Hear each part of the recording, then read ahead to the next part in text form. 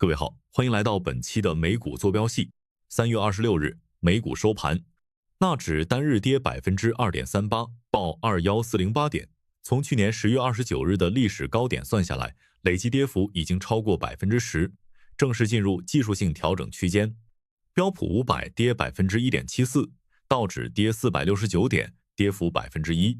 昨天，也就是25号，这三个指数还集体反弹，涨得好好的。今天又全部跌回去了。我知道很多人此刻的反应是又跌了，我该不该割还是该补仓？但我想先暂停一下，问你一个更重要的问题：今天这波跌，你真的看懂了吗？不是说你知道纳指跌了多少，而是说驱动这场下跌的力量到底是什么？它是一阵风，过了就算了，还是说有什么东西正在根本性的改变？因为如果你没想清楚这个问题，不管是割还是补，都是蒙着眼睛在做决定。今天这期节目，我想从3月26日这个收盘价出发，退到宏观层面，帮你把这张拼图拼完整。今天到底发生了什么？表面上看，触发今天这波跌的有两件事。第一件是能源，布伦特原油今天盘中一度涨到每桶108美元，最终收在102美元附近。背后的原因还是伊朗战争，霍尔木兹海峡的通航依然受阻，伊朗革命卫队海军司令被打死。川普在内阁会议上又放了一句话，说伊朗必须认真起来，否则就太迟了。原本市场昨天还在期待停火消息，今天又被这句话泼了冷水。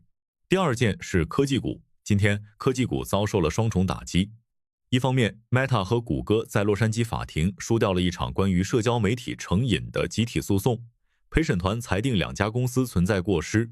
Meta 单日跌接近8%，谷歌跌超过3%。这个判决的危险之处不在于这一笔赔偿金额，而在于它开了一个先例。过去10几年，保护科技公司免于内容责任的那道法律护身符叫 Section 230，正在被法院一点点重新解释。另一方面，谷歌发布了一个叫 TurboQuant 的新算法，声称可以大幅降低 AI 模型对内存的需求。这条消息直接打崩了整个芯片存储板块，美光科技单日跌接近7%，AMD 跌超7%，英伟达跌4%。市场的逻辑是，如果 AI 对内存的需求下降，那过去2年支撑整个半导体板块涨上天的算力军备竞赛故事就需要重新核算。两股力量叠加，今天的跌是过去3周连续积累的压力集中释放。这里我要说一个很多人没有注意到的事情，今天的下跌不是一个孤立的事件，它是一个更长周期里正在发生的结构性变化的组成部分。我给你画几条线。第一条，纳指从去年10月的高点23958点到今天21408点，跌了超过10%，历时差不多5个月。这不是一夜暴跌，是慢慢失血。第二条，油价，布伦特原油从战前的不到80美元涨到今天盘中108美元，涨幅超过35%。第三条，通胀预期。OECD 就在本周把美国2026年全年通胀预测从2.8%直接上调到4.2%，足足上调了1.4个百分点。这个数字和美联储上周自己发布的预测都不一样，美联储的版本还停留在2.7%，机构之间的预测出现了明显分歧，这本身就是一个信号。第四条，美联储政策空间，今天10年期美债收益率升至4.43%。市场对2026年降息的预期已经从年初的2到3次缩水到了不知道还有没有1次。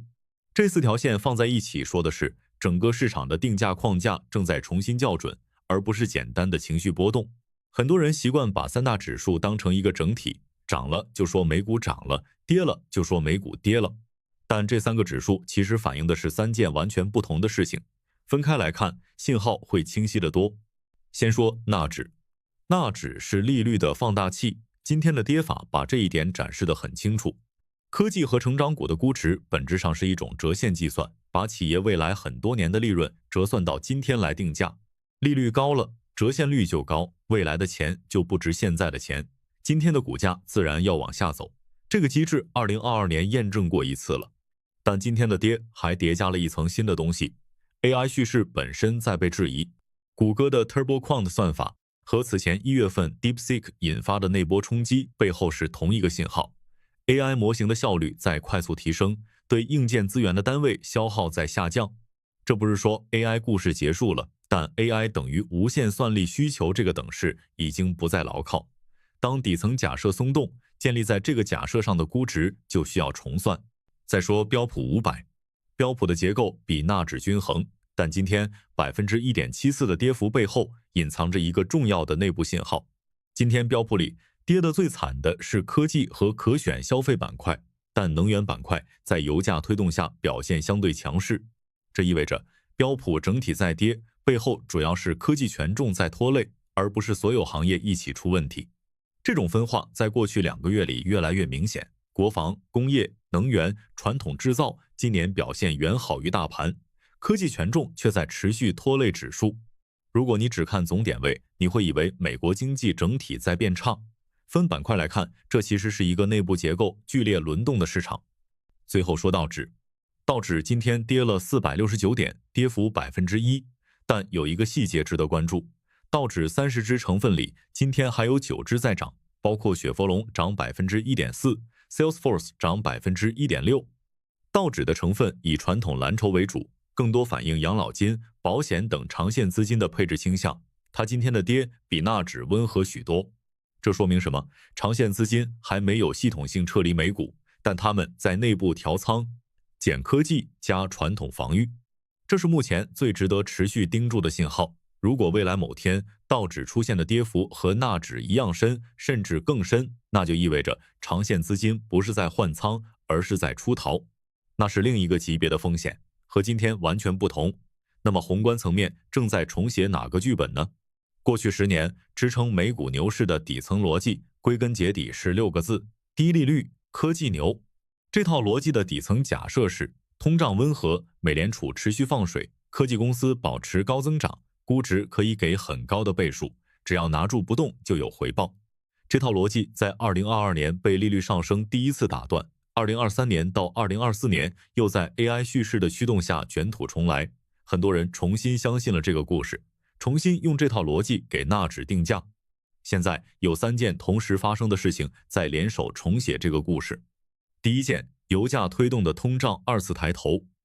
2022年的那次通胀主要是供应链断裂加货币超发，那次相对好治，供应链恢复了，加息打下去了。2年多时间，通胀从9%回落到了3%以下。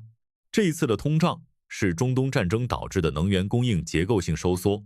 霍尔木兹海峡是全球最重要的石油通道，每天大约2000万桶石油要从这里过，占全球消费量的1/5。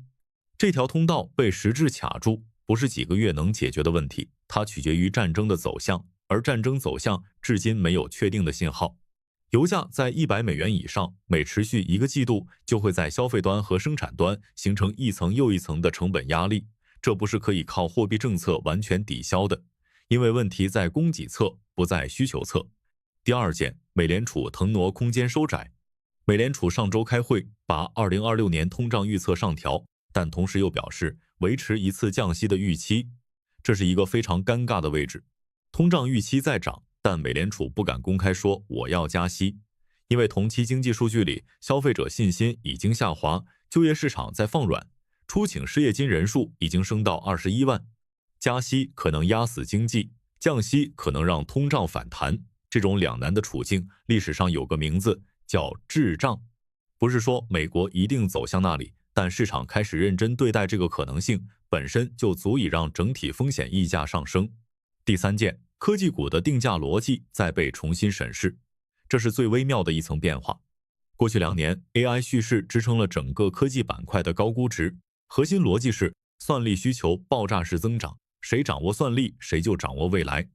英伟达、美光、AMD 超大规模云厂商都在这套逻辑下被给予了极高的预期，但 TurboQuant 以及 DeepSeek 传达的是同一个信号， AI 的效率在快速提升，对硬件的单位消耗在下降，应用端的成本在降低，这对用户是好事，但对硬件供应商意味着需求的增量可能没有原来想象的那么大。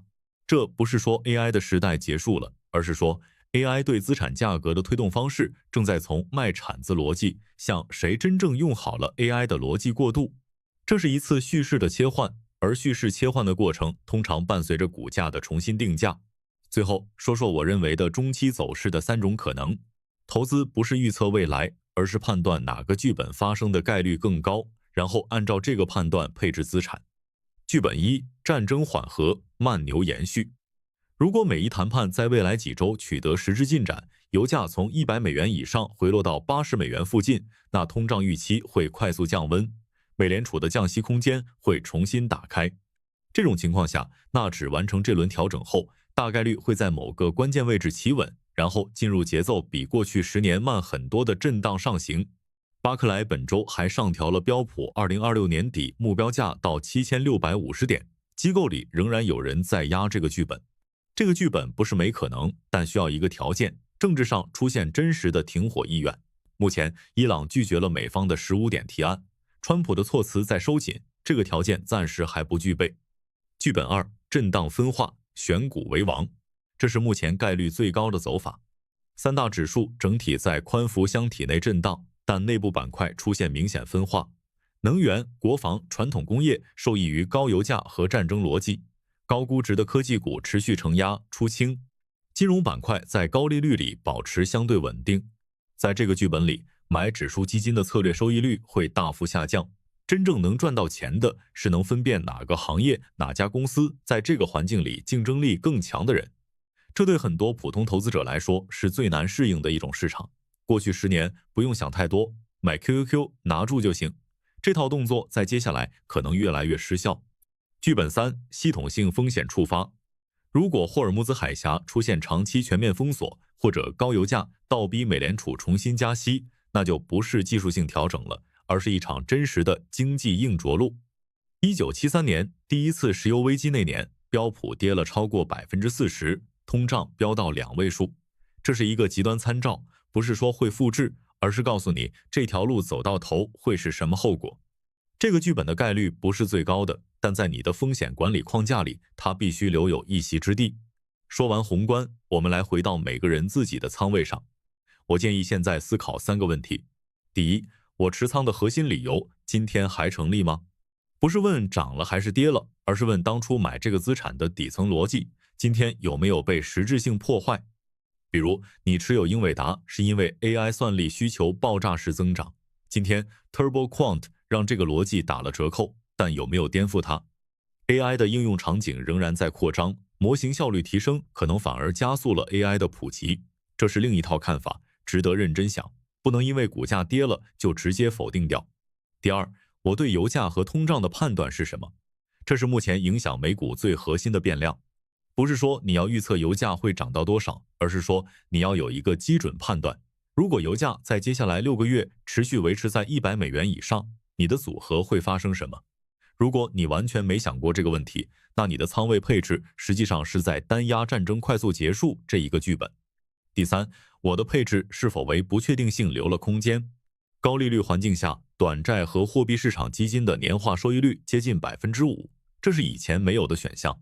持有现金不再等于把钱放在沙发底下，而是一种实质回报相当不错的防御策略。如果你现在全仓压在股票上，那意味着你同时对战争走向、美联储政策、AI 叙事的演变都压了同一个方向。这不是不行，但你要清楚地知道自己在压什么。今天纳指跌进了技术性调整区间，很多人感到的是恐慌或者跃跃欲试，但在行动之前，真正值得花时间想的问题是，驱动这轮下跌的3件事：油价、通胀、AI 叙事的切换，它们有没有哪一件会在接下来几个月内出现明确的转折？如果有，那今天可能是一个入场机会；如果没有，那现在进场只是用自己的钱去接一个还没跌完的过程。过去10年，大跌就买，拿住就赢，是一条屡试不爽的路，但那条路成立的前提是低利率、低通胀、科技公司的增长故事没有被质疑。这3个前提今天都在被同时挑战。新的规则还没有完全成型，但有一件事可以确定，在这个环境里，想清楚了再出手，比每次大跌都冲进去要稳得多。好了，本期的美股坐标系就到这里，咱们下期见。